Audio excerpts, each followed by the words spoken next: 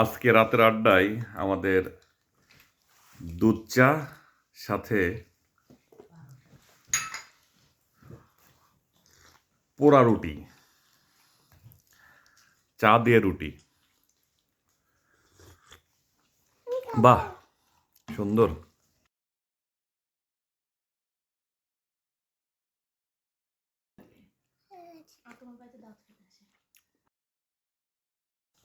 অস্থির।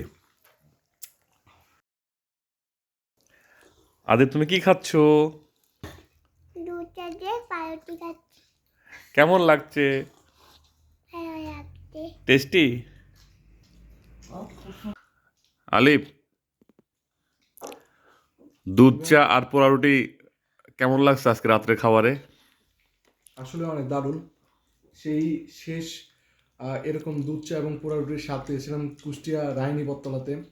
পোড়া রুটি আর যে মালাইকারি চা, ওই স্বাদটাই মনে হচ্ছে এখন আবার নতুন করে পেয়েছি।